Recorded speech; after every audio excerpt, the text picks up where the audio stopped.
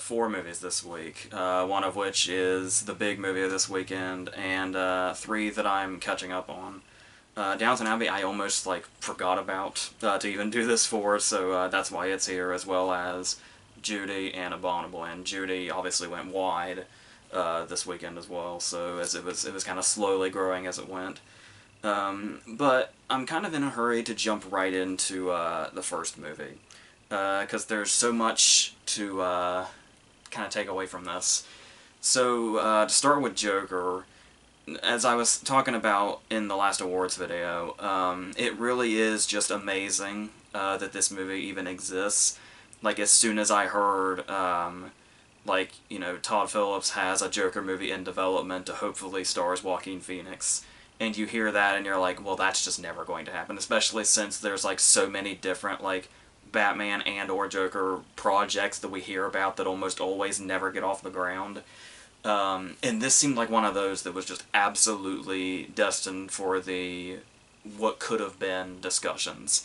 And that it actually exists and that it's actually this movie is pretty amazing. Just as an accomplishment in itself, that they actually got this far to bring it into the world.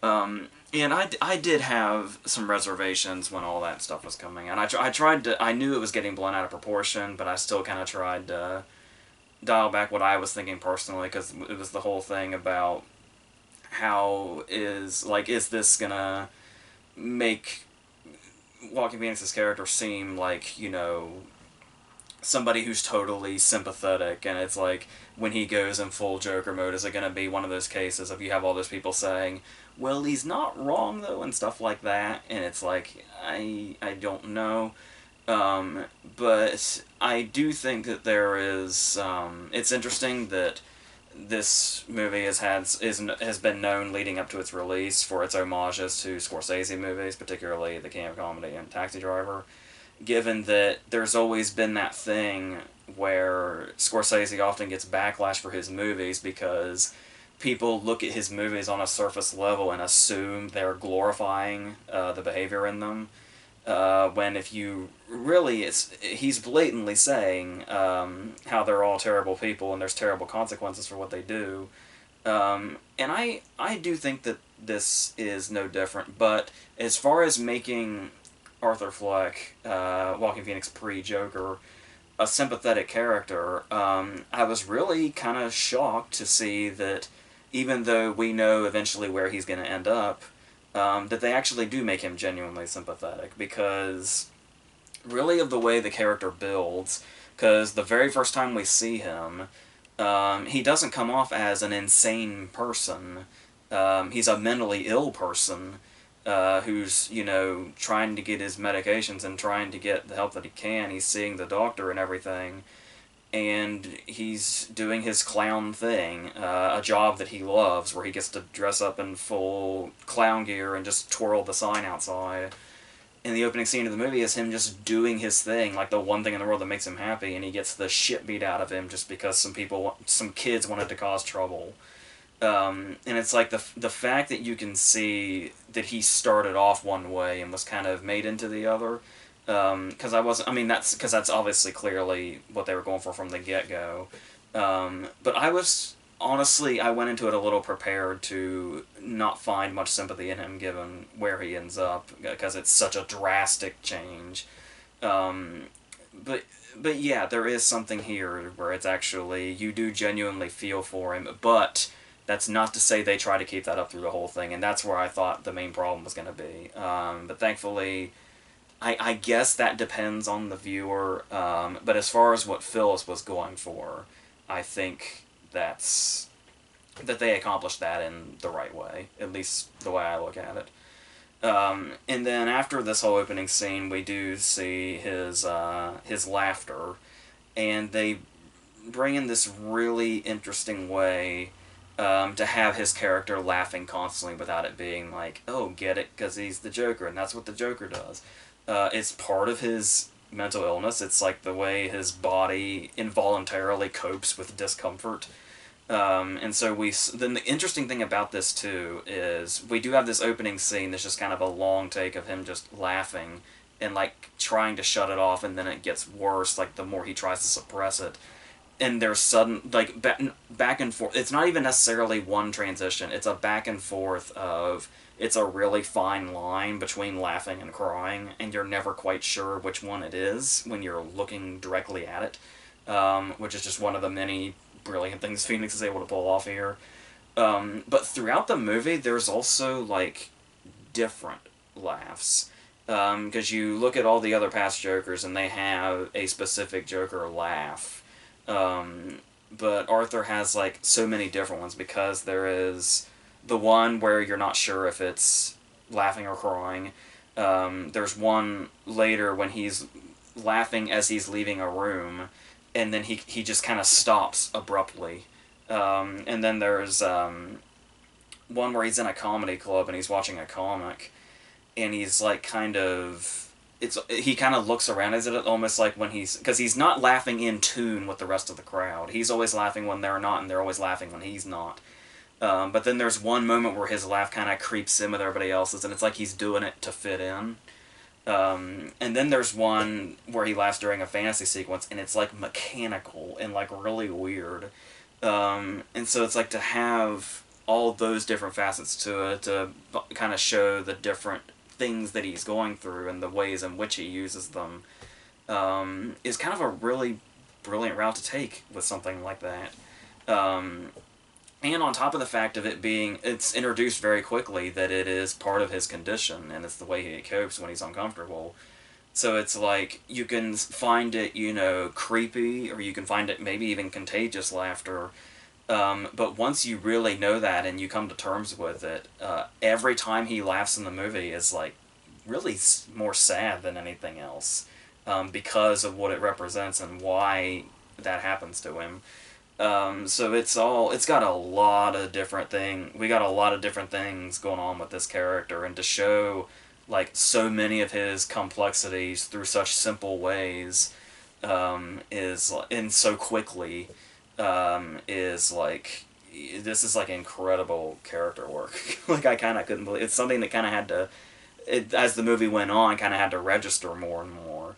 And then obviously as the character develops, it's just these kind of different facets keep coming out. And it's like this endless supply that this character has, and I think that's where really the genius of Phoenix's performance comes out. But then you've also, talking about the other facets of his character, you've got this fantasy sequence towards the beginning when he imagines himself on De Niro's talk show. And it's like the way he is in that fantasy, there's like something so childlike about him. And then there's like this whole illusion to the fact that he sees De Niro almost as like a father figure of sorts, at least in this fantasy. And it's like that's like a whole portion that will be important later in a really big way, but also it's like they just kind of throw it out in there, but then it's something that they don't necessarily dwell on, and it's like with everything else we've learned about him, it's just one detail, like it's just one of many parts of what's wrong with him. And it's something that's, yeah, because another thing about that also is talking about the influence of the King of Comedy and Taxi Driver and stuff like that. And I understand there was a lot of concern about, especially when you look at the plot and the way he sort of idolizes De Niro's character, a talk show host, and the fact that it is De Niro.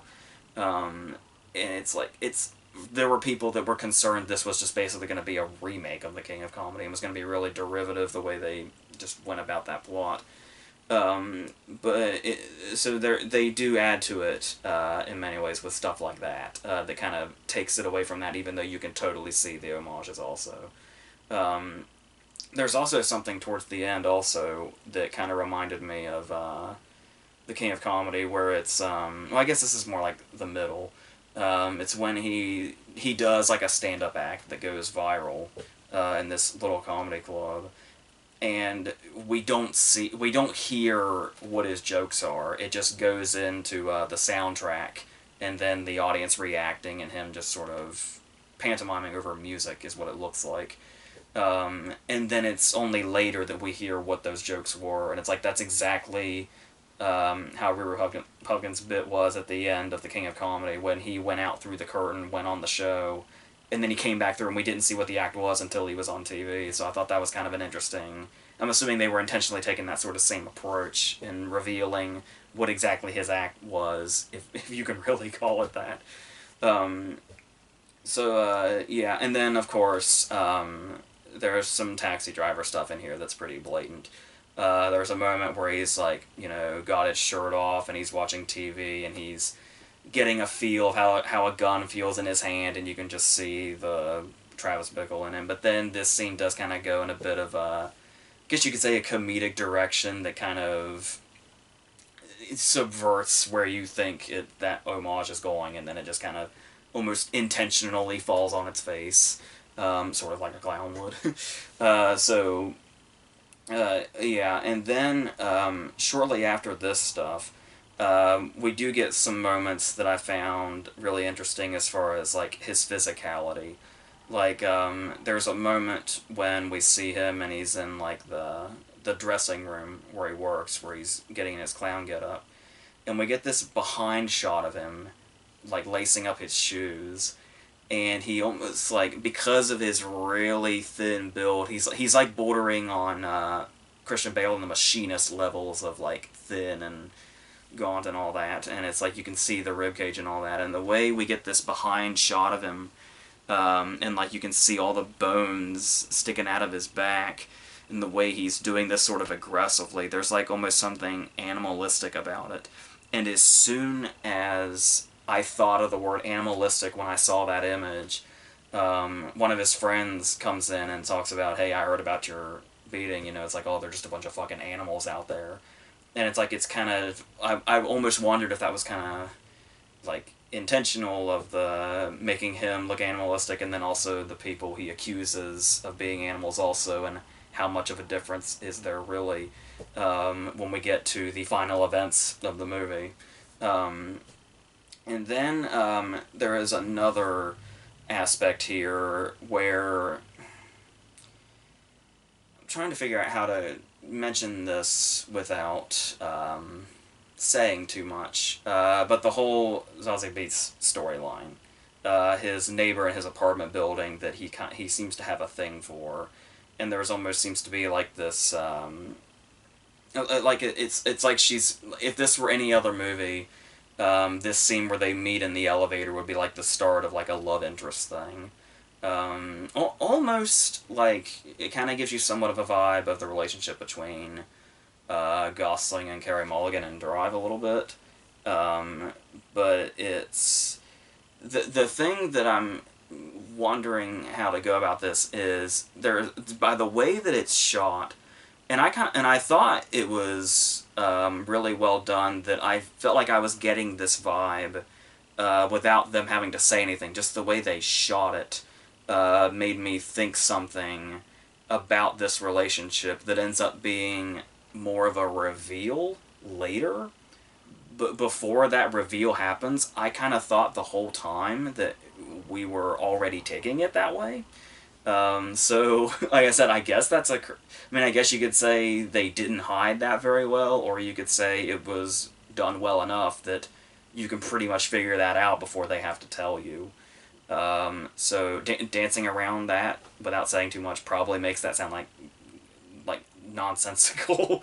But so yeah, that's I'll just leave that at that, I guess. But there is the way like the way when he's around her, he has this way of like smoothing out almost, like the whole nervous reaction goes away, and he almost like kind of. It's almost like when he seems normal in the movie, that's basically his character. Because you'll notice when you look at this stuff, like the dancing is a prominent thing throughout the movie. And the fact that he specifically says, like, I love this job, when he's begging to keep his job. And it's like, it's like the biggest segue into him becoming Joker is that it's like that's where his comfort zone is. It's like this sort of it's like some sort of performance to him, I suppose, where it's like, um, when like it's almost like a different side to him entirely, where it's almost like he, I guess, sort of succumbs to the mental illness and the whole seeing things as a comedy now. Um, but it's like that's when he's like at his strongest, is when he's doing some sort of performance, whether it be dancing, even to no audience, it's still technically performing. And then there is the fact that he loves standing outside and twirling his sign and going to children's hospitals and dancing around in his clown getup. And it's like the performing is what really brings that side out of him, and the side that he pretty much wishes he could be at all times. But is aware enough to know that he's being held back by his own mental illness, which is kind of, interestingly enough, probably the driving point of pushing him farther into insanity. So, but then that's also, it seems like they are throwing something out there about mental illness in itself and that sort of stigmatism, where he meets the cops, played by Bill Camp and Shea Whigham, who are kind of, he sees as a bit like rude and overbearing, the way they come into his life and are asking too many questions about too many things. And it's like, when they learn that, you know, that's part of his mental illness, is the laughing thing, they just kind of side-eye him and they question, like, is that, you know, is that really what's going on? It's like that kind of, the way they kind of call out the stigmatism toward mental illness with stuff like that, I think is kind of, you know, saying something a little more without, you know, blatantly making it this whole thing. So, that's like, it's interesting how a movie with this setup can have so many. It might be a little too obvious for the word subtlety, but it's able to say a lot without necessarily speaking. This movie, the visuals like say so much so often, and I think that really plays a big part in this also. And then there's also the inclusion of Thomas Wayne, which has some interesting turns also. He's played by Brett Cullen, who, interestingly enough, also played the Congressman in The Dark Knight Rises. But what was interesting about that was there seemed to be a particular story turn with Thomas Wayne, and when you get to that point, your response is, well, that's not the best way to go. Why would they? That's honestly kind of dumb. Why would they do that? But then as it goes on, we start to realize that it may not be what it seems, and then it kind of starts to turn into, it gave me the vibes of in The Dark Knight, where we get, the Joker gives one backstory about his drunk father and stuff like that, and then you think, oh, they gave the Joker a backstory, alright, and then when he's with Rachel later, he says an entirely different one. And it's like, oh, okay, so maybe his backstory isn't that clean-cut. I mean, they do give him, like, a sort of definitive origin, eventually, which may, I guess if you're all about the Joker mythology, that may be a bit underwhelming to get a full explanation, but I do think that goes more towards, the whole point of the movie is to show you how he gets to being Joker, so it's kind of like, the movie would basically lose its purpose if they kind of went a bit more ambiguous, but there is enough ambiguity in there, like, just enough, I think, to kind of satisfy both sides of that, so, yeah.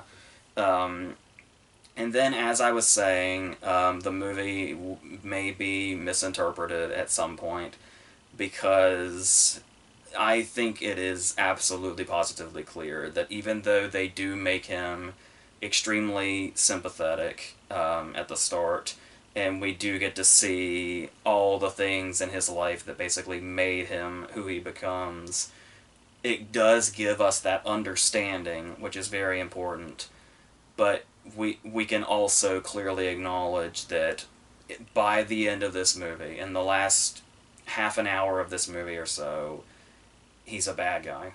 Like, there is no going around it. There is no, yeah, but he's a fucking villain by the end.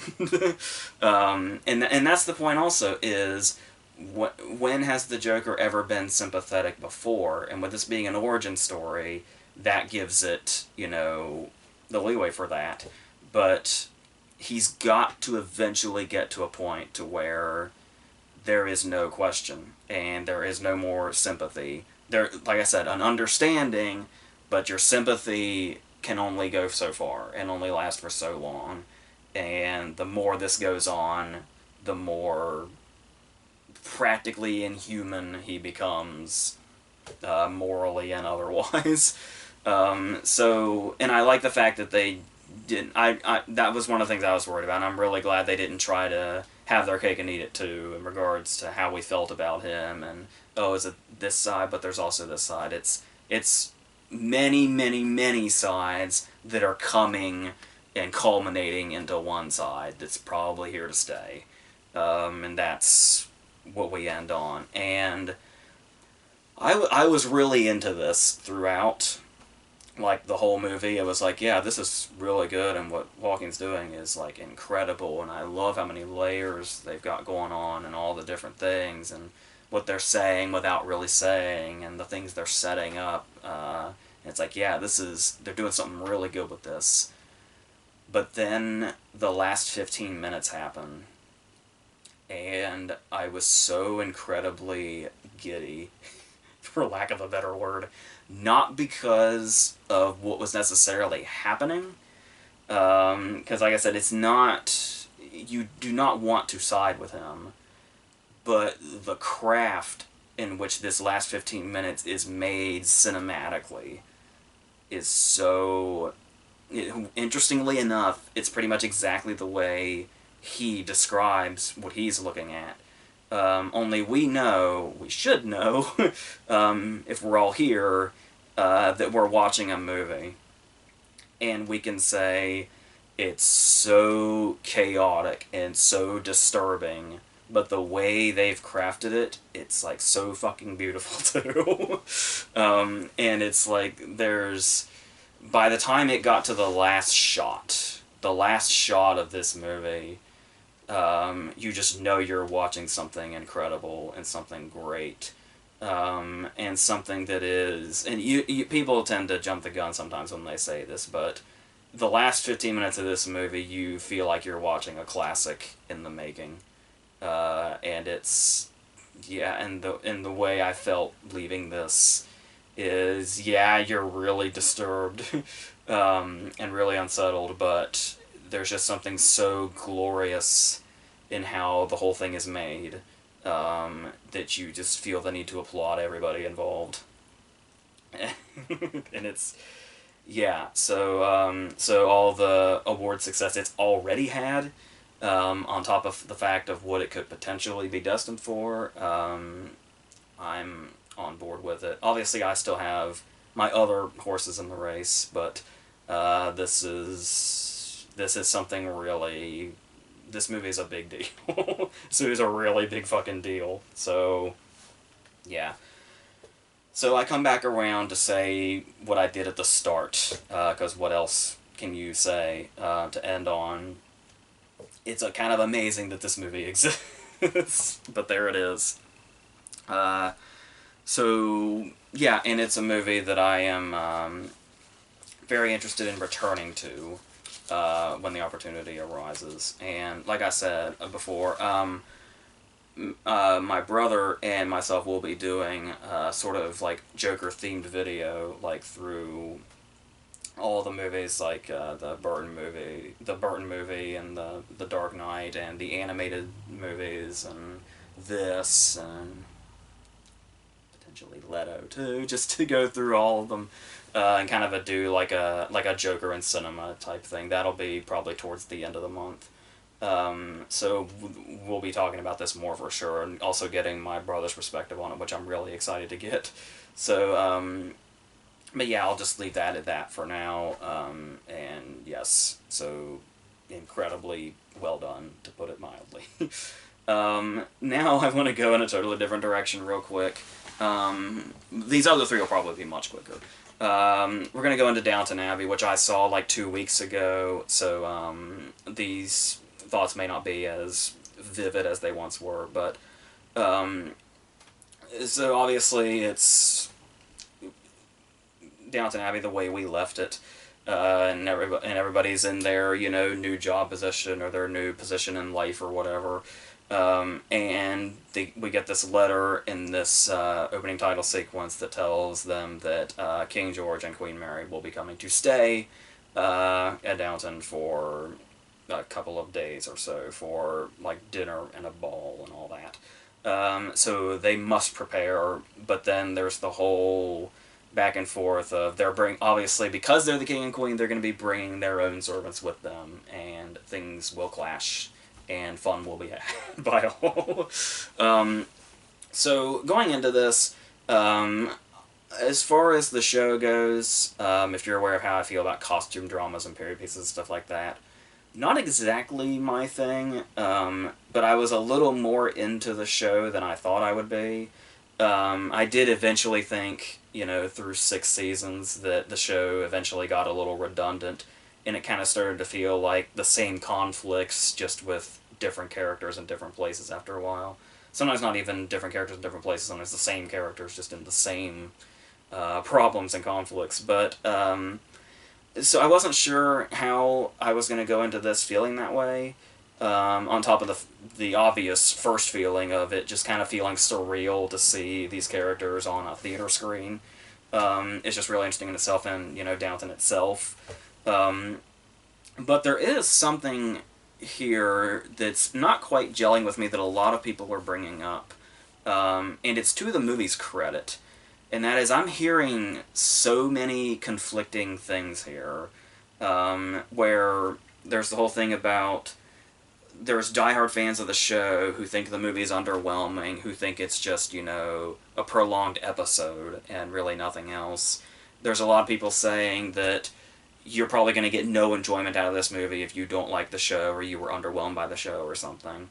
And all these different things, and how it's definitely not a standalone movie and stuff like that. Now, while I wouldn't necessarily completely call it a standalone movie, because you do kind of have to have some background going into the characters to appreciate some stuff, I don't really relate to those criticisms at all, because like I said, I was more or less, on the whole, indifferent to the show. Like, it definitely had its moments, but there were also a lot of times where I wasn't that into it. Like I said, especially, it kind of started to feel more and more redundant as it went. But with that being said, you would think that I would find this just as redundant and find this just as underwhelming. But I don't. I think the movie is, like, really, really charming in a way that could get to just about anybody, even if they're not as familiar with the characters as, dire fans of the show are. And as far as the whole, that's the criticism you keep hearing, and you knew it was destined for, was it's just a prolonged episode of the show. They didn't do anything particularly cinematic. But what exactly can you do with this material that the show didn't already cover that would make it feel cinematic or theatrical or something?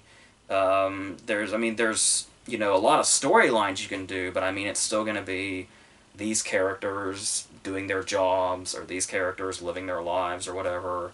There's going to be, people declaring love for people that maybe they should be or maybe they shouldn't be.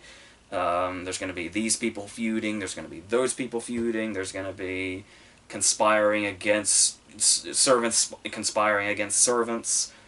And it's like, I don't know what people expected when they say it just kind of felt like another episode just at 2 hours. So as far as that goes, I don't really see where those criticisms come from. Because the characters are still here and, just as engaging as they are however you found them on the show. Like I said, they're pretty much just as we left them. I really love that show. I know some people complained that kind of taking Bear out of the butler position to bring Carson back was maybe a bit contrived.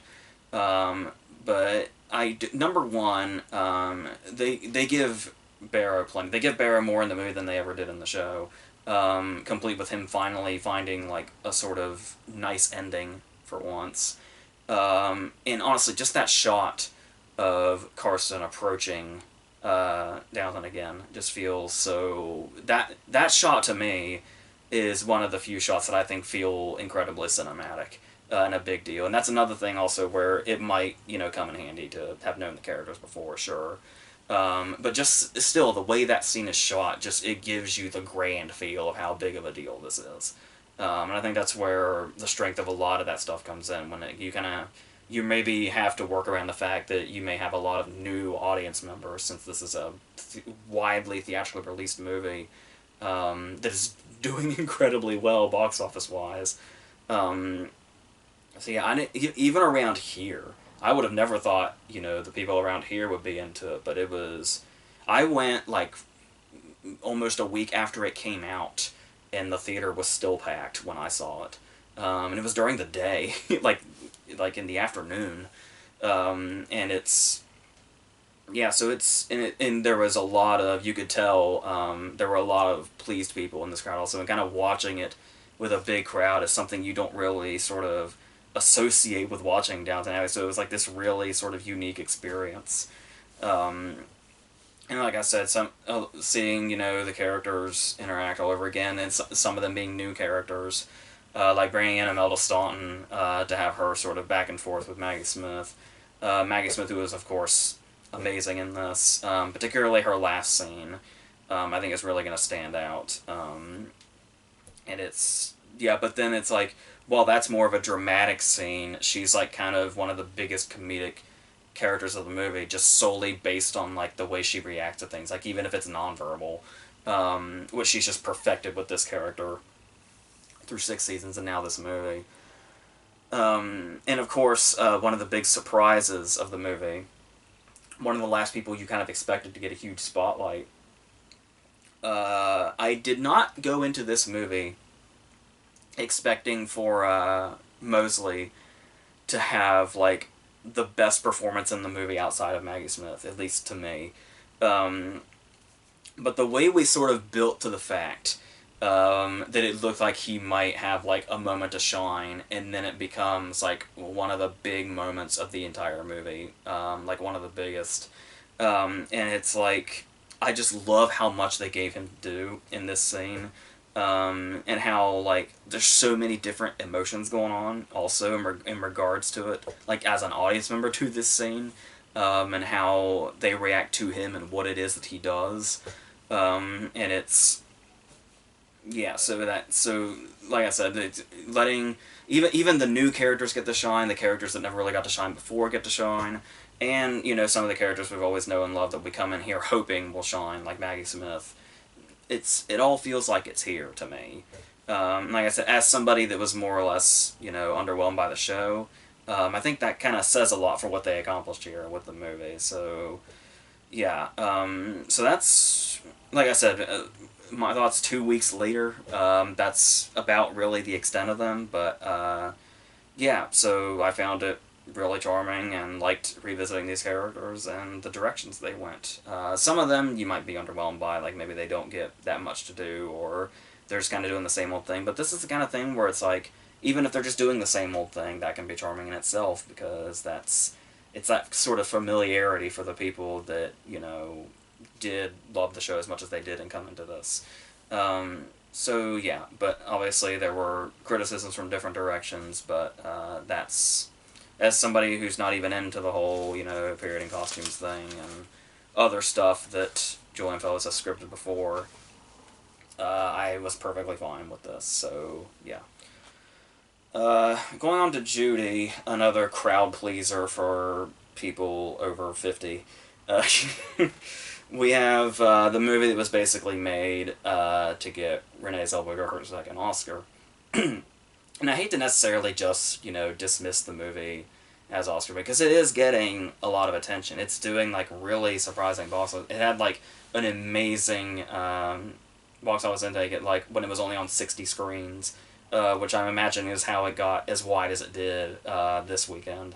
And people are, like, really taking to it. But the interesting thing about that is I feel like it does fit the bill, especially when you hear the people reacting in the theater.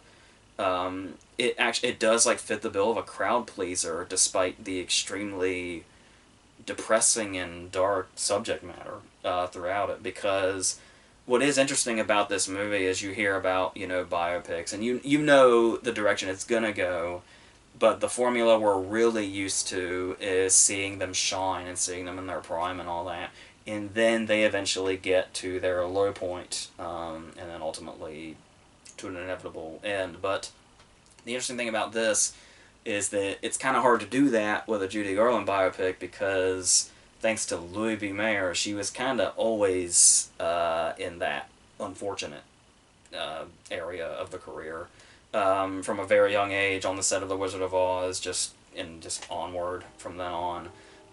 So it is interesting to kind of try to do the standard biopic, but based on the fact that you can't really have the glamorous side to it. Or even if you do, there's always going to be a dark overcast over it because of what's already happening, or the fact that we know it's going to get so much worse, and then end abruptly. So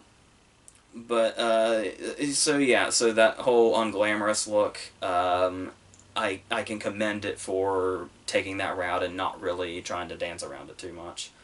But with that said, it is still a biopic bingo card, and in many cases aggressively boring throughout its 2-hour runtime. Like it's almost like talking about Renee Zellweger's like Oscar chances and the fact that it's gonna be really hard for her to lose. Like whoever's behind her feels like they're way behind her at this point. But it's like because the movie you talk about that because the movie doesn't leave you much to talk about otherwise, except really for her performance, which is it's there. I can see. I can imagine there'd be criticisms for, like, her mannerisms, and she might seem a bit, like, ticky and a little too precise, to where it's, like, the acting with a capital A, as they call it. But with Judy Garland, I don't know that you can not do that. And it's because it could be dismissed as overacting, but with Judy Garland, I don't think Zellweger could have overacted this.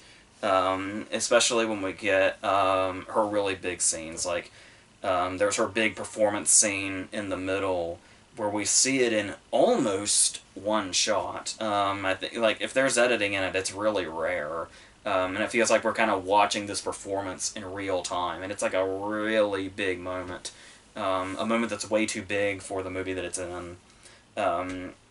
And then, she also gets to be a bit more downplayed. Some people might also find it distracting that Zellweger has a very distinct voice that she can't quite mask. So you've got scenes where that's coming out of her, even though she's, like, dialing it down, and the performance does have to be a bit more subtle, which she does effectively. There's a scene in a phone booth that's kind of a crucial moment in this regard. But like I've said, it's not like sometimes you can take it as it's too much of an imitation, and sometimes you can take it as it's not enough of one. But I do think there are some scenes like this phone booth scene that find the middle ground where it's like it's not really whether or not she sounds like her or necessarily looks like her. But as long as the emotion comes through, that's where the important stuff is. So she was able to find that, I think, for the most part, and pretty consistently. So it does have that going for it. And of course, she will eventually perform Over the Rainbow, which you just know is going to be a big moment, if not the crowning moment of this performance. So, yeah. And then, throughout the movie, we do have scenes that feel a bit, maybe, like in many biopics, because obviously just, shooting real life, even regardless of how eventful a person's life was, if biopics didn't take, artistic liberties, they'd be even more bland than most of them are already. But there are many scenes in this movie that do feel very movie-like. But, I mean, given her life, you could maybe say that's intentional, but I think I've seen enough generic biopics to to necessarily give it the benefit of the doubt. I don't know that I can.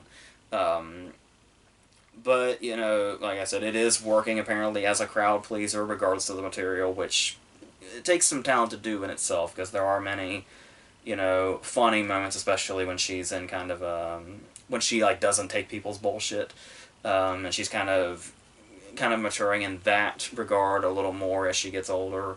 But the fact that we still know where it's headed, it does kind of have this melancholy quality to it, which of course, you know, it would be not staying true to itself if it didn't feel that way. But it's still, even though on paper, and it sounds really good to say that it's like really not, it's really going away from the glamours and showing us, you know, the real nitty gritty of it. It's still just at its core feels like every other standard biopic, and we're just waiting for certain scenes to happen, and they come without fail every time. So I just really, apart from what Zellweger's doing, and I can actually, you know, get some of the criticisms in her performance, but for the most part, you know, I think honestly the worst thing about it is by the time award season comes around, all of her potentially inevitable wins are just going to kind of get boring after a while, because it's like, of course, this is the kind of performance somebody would win all the awards for. If that happens, I jumped the gun once on that already this year, but it's looking pretty good for Zellweger, so we'll see what happens. And, you know, lastly, leave the movie on another credit.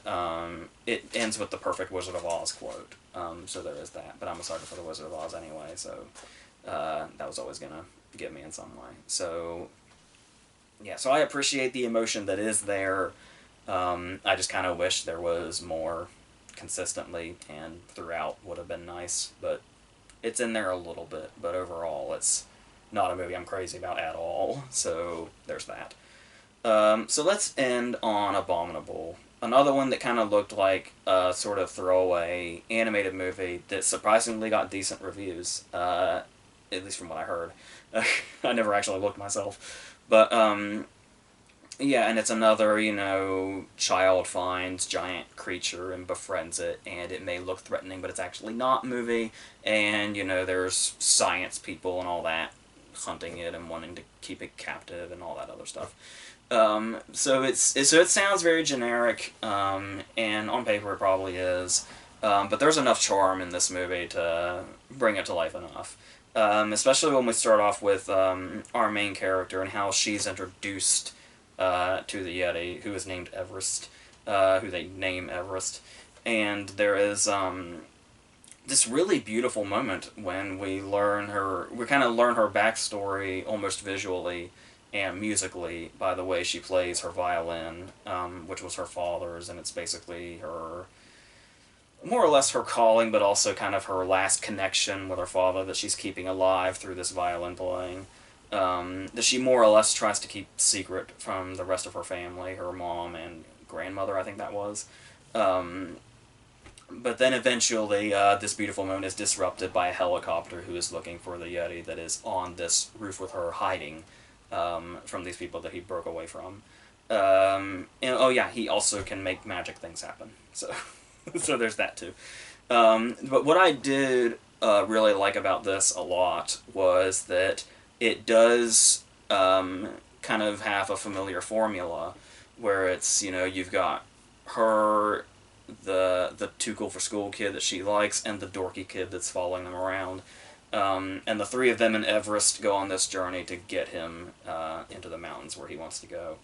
And I think the fact that Everest doesn't speak helps this a lot, where it feels sort of like you look at it and you're like, that kind of sounds like the 90s live action movies where, like, you know, the kids found a gorilla and shit and went off into the wild with it and all that.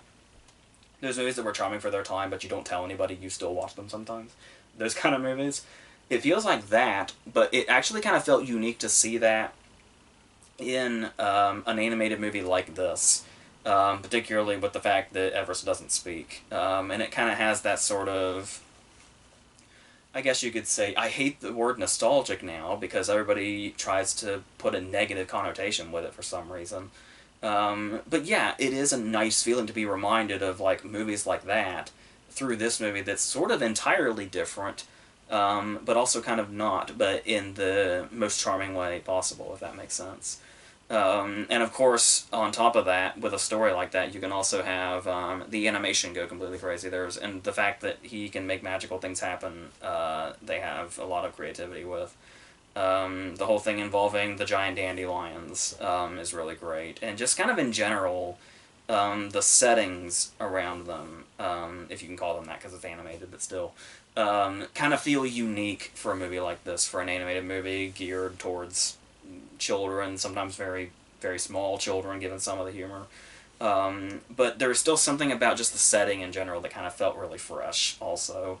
But on top of that, also, not only does it look really nice visually, not only does it just have a general charm to it, and, an appealing and sympathetic lead character, that, could have been, like, whiny and brooding and all that, especially given her situation. Like, she has every right to be whiny and brooding, and she's not. And then the two people that she has with her, like, the character work is really strong also. There's also the antagonists of sorts, where we have Eddie Izzard as, like, this dude, like, the main dude that Everest broke away from, and then you have, like, the sort of meek, scientist that's kind of just trying to help, that's Sarah Paulson. And both these characters go in some interesting directions, and kind of keep the movie on its toes a little bit, interestingly enough, in ways you might not expect. But on top of all that, the visuals and the character work and all that stuff, it's also really funny, and that's a strength to it also. There's a visual joke involving a motorbike that's hilarious and is followed by, like, a montage of funny stuff happening that works. The helicopter guys that keep coming back are always really funny. But then they also have, like, and it's funny in that way that, like, all ages can appreciate it. Sometimes they throw in stuff that's, like, just for the really small children, like the blueberries thing. But for the most part, it is, like, genuinely funny on just kind of a general front. So, yeah. And that may, like I said, this was going to kind of be a speed round for these last three. We spent all our time on Joker, but yeah, so I was really charmed by Abominable. As generic as it may look, it's still kind of worth checking out anyway. So, and like I said, I'm not even, it's rare that I'm even into animated movies much anymore, which still breaks my heart after all these years, but sometimes these come along and it's like, alright, this and Missing Link kind of feel like they're in a similar vein, so that probably helped. But yeah, so there that is. Next week is Gemini Man and another animated movie with the Addams Family. So we'll be doing that, and then obviously the horror verses are going to keep going. And yeah, this month is going to be really, really full. So, like I said, 4 videos coming with my brother. One being that Joker video, and one being the really big video, and 2 more as well. So, yeah, so until all that other stuff, that's going to be it for this.